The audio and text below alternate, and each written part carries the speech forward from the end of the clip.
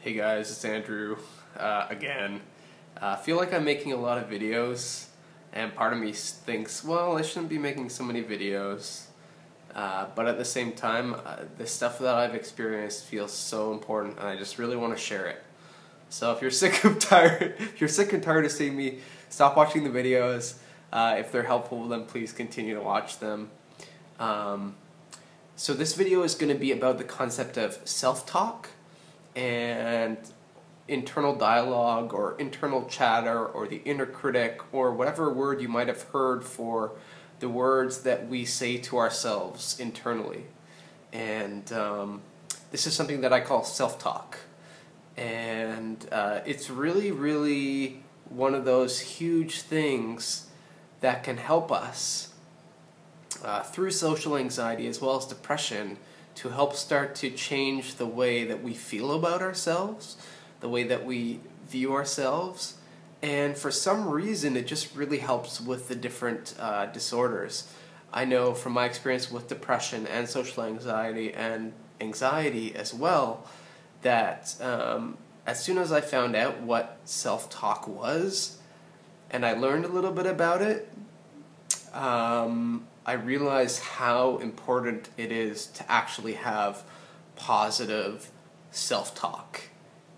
So basically, instead of saying negative things to myself, I realized that being able to be positive towards myself was one of those really big milestones and mile changers, I guess, if you want to say. The thing that's a little bit challenging about self-talk is it can be hard to shift and to switch, especially on our own, although it is doable. But yeah, there are also lots of books out there on it. One book that I'm reading right now that talks about how to be more compassionate with ourselves. That's another thing that people talk about, is how to be more compassionate. That can be useful as well.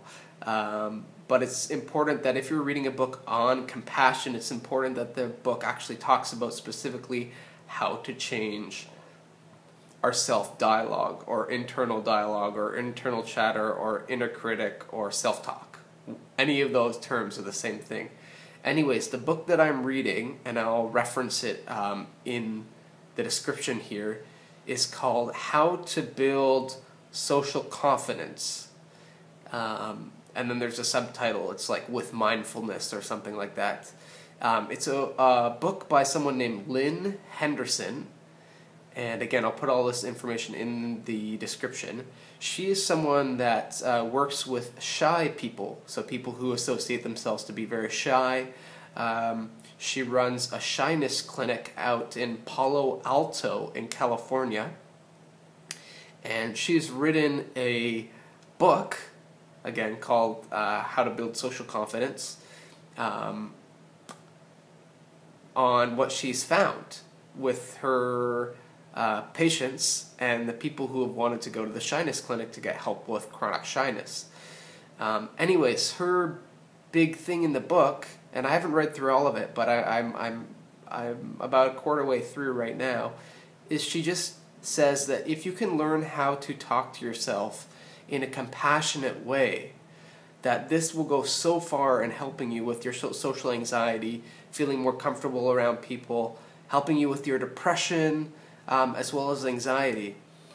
And I'm also going to reference in the link one other resource.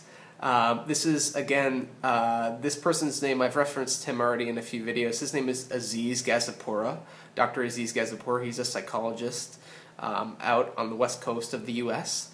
And he has a podcast, I guess, called Shrink for the Shy Guy. But anyways, what I'm going to post a link to is his, he does an episode on the inner critic and changing our self-dialogue. And what these two authors and professionals talk about and reference is a little bit more valuable than anything I could personally offer you with respect to inner dialogue, but I wanted to just make the video to bring the attention to the fact that changing our inner dialogue and how we talk to ourselves is so critical and so important. You know, if you just do a little experiment and you write down all of the internal mind chatter that you're saying to yourself, you might be pretty surprised at how brutal and negative it can be, especially if you have, you know, a more negative view of yourself, because I know I've been changing a lot of these patterns for a long time, and when I first started, I had a really negative view of myself. I'm a little better now.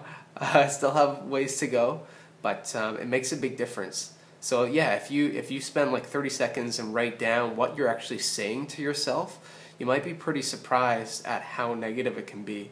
And really, it just reinforces how important it is to go about and change our inner dialogue and self-talk. So I'm going to leave the video there for now. It's very possible I'll make another video about self-talk because I know it's so important. And again, I just want to end this video by saying please know there is help. There is a way through. You can get better. You can solve these things. Again, this self-talk and improving the self-talk helps with social anxiety and depression and anxiety. So it's very useful. And as always, you're not alone, even though it might feel that way. You know, I even feel alone at times, and I know that, you know, there's a lot of people around the world who have the same challenges. So anyways, there is hope. You're not alone. And yeah. So until next time, I'll see you guys later. Bye-bye.